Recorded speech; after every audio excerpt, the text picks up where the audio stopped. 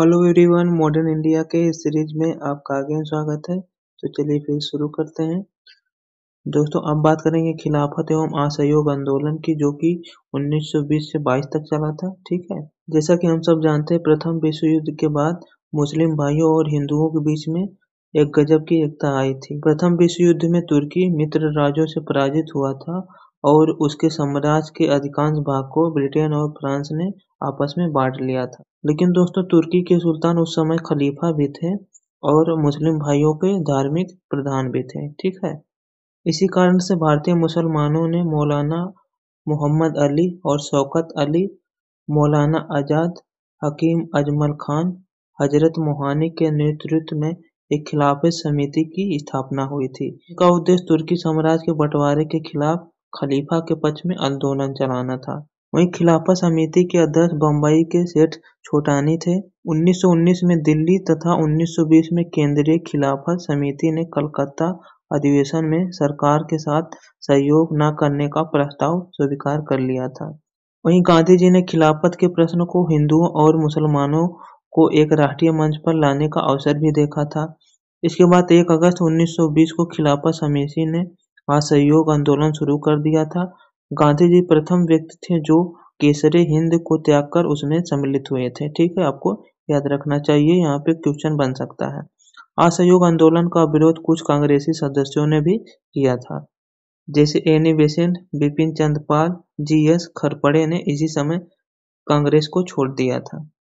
आपसे ये भी क्वेश्चन बन सकता है, असहयोग आंदोलन में किसने कांग्रेस की सदस्यता त्याग दी थी। ठीक है, इसके अलावा चित्तरंजन दास, मोतीलाल नेहरू, जवाहरलाल नेहरू और राजेंद्र प्रसाद ने अपनी वकालत भी छोड़ दी थी इसी आंदोलन के दौरान।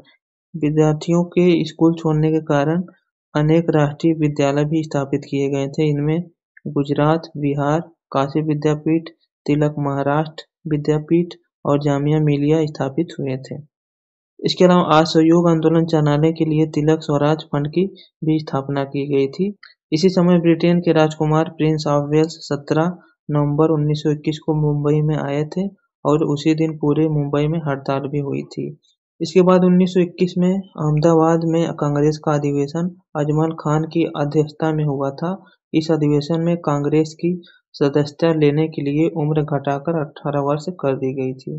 1 फरवरी 1922 को गांधी जी ने वायसराय लॉर्ड रीडिंग के पास अल्टीमेटम भेजा कि अगर 1 सप्ताह के अंदर दमनबंद सरकार नहीं करेगी और आंदोलनकारियों को रिहा नहीं करेगी तो वे सामूहिक रूप से बारडोली में सविनय अवज्ञा आंदोलन प्रारंभ करेंगे। लेकिन दोस्तों, इससे पहले कोई आंदोलन होता, इससे पहले एक घटना घट गई जिसे आप जानते हैं, चौरी चौरा कांड। चौरी चौरा कांड की बात करें दोस्तों, तो 5 फरवरी 1922 को गोरखपुर जिले में चौरी चौरा में किसानों के जुलूस पर पुलिस द्वारा गोली चलाने पर भीड़ ने थाने को जला दिया, जिसमें 22 पुलिसकर्मी मारे गए थे। ठीक है, गुजरात के बारडोली में 12 फरवरी 1922 को कांग्रेस की कार्यकारिणी बैठक में सभी कार्य प्रणाली को रोक दिया गया और जनता को रचनात्मक कार्य करने के लिए दिशा निर्देश दिया जाता है।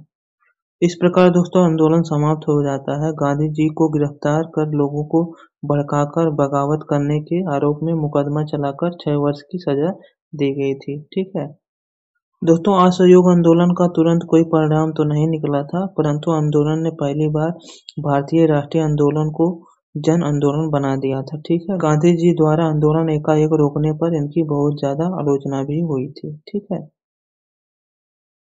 तो कैसी लगी दोस्तों वीडियो, कमेंट करके बताएं। मिलते हैं नेक्स्ट वाली वीडियो में। धन्यवाद।